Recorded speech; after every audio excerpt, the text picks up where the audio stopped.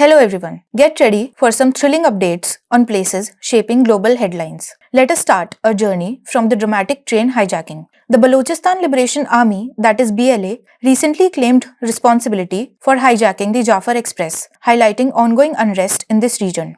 Balochistan, home to Baloch, Brahui and Pashtun ethnic groups, possesses rich oil, gas, gold and copper reserves but remains economically underdeveloped. It is the largest but least populated of Pakistan's 4 provinces: Balochistan, Sindh, Punjab and Khyber Pakhtunkhwa.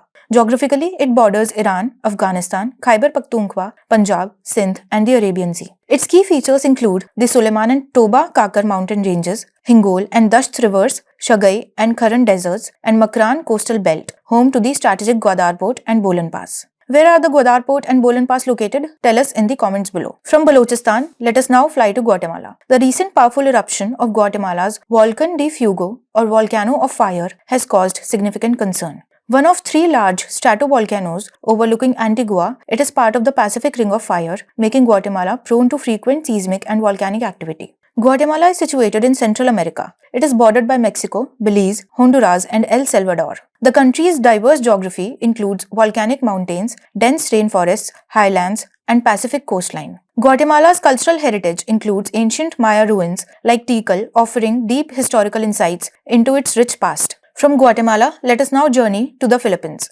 Former Philippine President Rodrigo Duterte was recently taken into custody following a warrant issued by the International Criminal Court. The Philippines, an archipelagic nation in Southeast Asia, consists of over 7,000 islands divided into Luzon, Visayas and Mindanao. Manila is the capital of Philippines. It is surrounded by the Philippine Sea, Celebes Sea, Sulu Sea and the South China Sea. The country features diverse landscapes including Mount Apo, its highest peak. Its major rivers include the Cagayan, Mindanao and Agusan. From the Philippines, let us now move to the Nagorno-Karabakh region. Armenia and Azerbaijan have agreed to a peace agreement set to end nearly 4 decades of conflict between the over-disputed Nagorno-Karabakh region. This landlocked mountainous area in the South Caucasus, known as Artsakh by Armenians, features diverse landscapes ranging from steppes and dense oak forests to alpine meadows. With this agreement in place, will true reconciliation and lasting peace finally be achieved? Drop your thoughts below. Moving on, let us now learn about Yemen. The US recently launched airstrikes on Houthi-controlled regions in Yemen,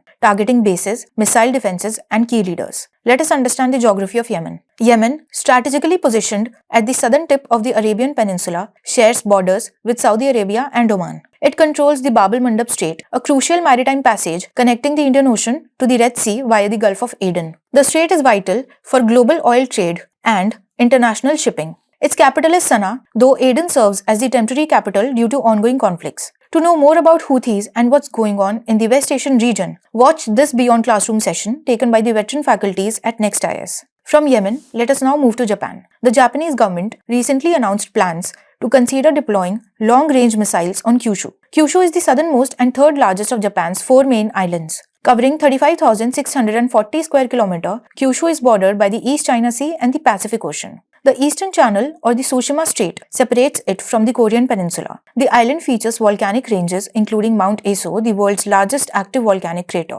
with Mount Kuju as its highest peak, standing at 1,794 meters. The Chikugu, that is 142 km long, is the island's longest river. Key cities include Fukuoka, Nagasaki and Kita, Kyushu, with industries like steel and ceramics. Apart from Kyushu, which are the other 3 main islands of Japan? Tell us below. Furthermore, Japan has also been in news for introducing a $27 climbing fee on Mount Fuji's main trails this summer to tackle overcrowding and improve tourist safety. Mount Fuji or Fuji-san is Japan's tallest peak at 3,776 meters. It is located near the Pacific coast in Yamanashi and Shizuoka prefectures on Honshu Island, about 100 kilometers southwest of Tokyo. It belongs to the Fuji volcanic zone, a chain of volcanoes stretching from the Mariana and Izu Islands through the Izu Peninsula and northern Honshu. It was designated as a UNESCO World Heritage Site in 2013. It is an active stratovolcano that last erupted in 1707, but it is still generally classified as active by geologists.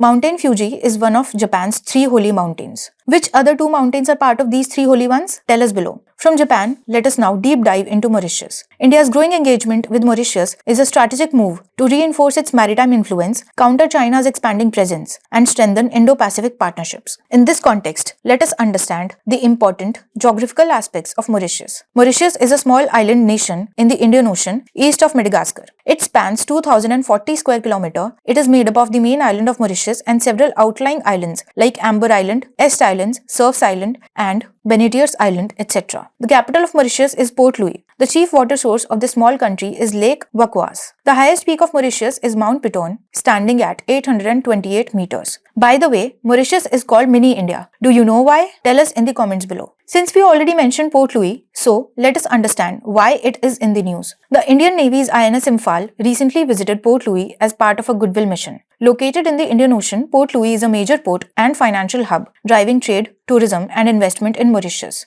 With a rich colonial history and diverse cultural influences, it holds strategic importance for India's Sagar vision, enhancing maritime cooperation and regional security. What does Sagar stand for? Drop your answers below. Now, let's look at the national parks and wildlife sanctuaries making waves in the headlines. First up, we have Kanger Valley National Park, that is KVNP. It is located in Jagdalpur, Bastar district, Chhattisgarh, and it has recently been added to UNESCO's tentative list of World Heritage Sites under the natural category. Moving on, in a positive development for conservationists, naturalists, and local tribal communities, the first honey harvest was recently conducted near Fansar Wildlife Sanctuary in Raigad district, Maharashtra. And wait, don't miss out on our weekly species in news episodes, where we dive deep into all the trending wildlife stories and rare species making headlines. Moving on, the next one is Pobitora Wildlife Sanctuary. The drying up of Tamulidoba Beel, a key wetland in Assam's Pobitora Wildlife Sanctuary, highlights the urgent need for habitat management. By the way, do you know which is the largest wildlife sanctuary in Assam? The next one is Pilibhit Tiger Reserve in Uttar Pradesh. It is set to become a new sanctuary for rhinos from Nepal, strengthening efforts to establish a permanent habitat for the species.